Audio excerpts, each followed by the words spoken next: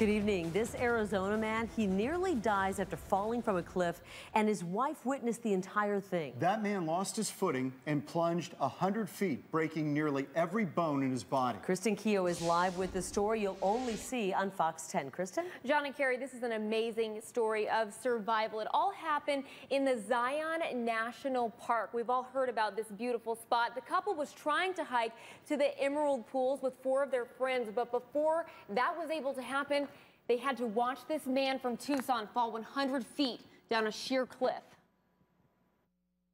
He lost footing and began to slide down that initial sort of drop off and then eventually slid over the edge of the cliff. Margaret Proffitt watched as her husband Clark slipped and then plummeted 80 feet to the bottom of a canyon. The drop off was so sharp she couldn't see her husband of 12 years, but she could hear him moaning. Then silence. I just was screaming his name over and over again, trying to get some kind of response. For 15 minutes, Margaret cried hysterically, thinking the father of her child did not survive the fall. My husband is dead. Like, what am I going to do to provide for my family? What am I going to do to break this terrible news to my children?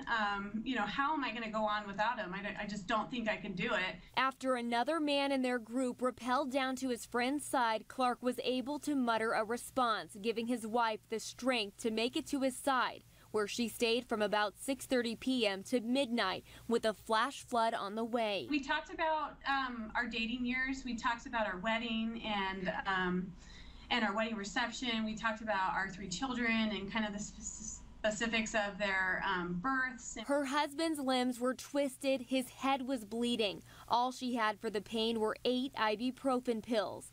At about 11 p.m., his words stopped making sense. He began having seizures and vomiting. But within an hour, an Air Force Special Ops team got their boots on the ground and, even in lightning, rescued the couple by helicopter. I'm so glad he's alive. I feel like I can take it, you know, give me the bad news because I've got the best news I could have gotten, that he's still alive. And Carrie, he just woke up from a medically induced coma yesterday. He's not able to speak yet, but she can speak to him. And you saw those pictures of their 3 boys, all under 10 years old, at the foot of his bed. It's just amazing. It's a story of love. I mean, what you do to help your husband or your spouse along in a situation like that, that is love. Thanks, Kristen. You're welcome.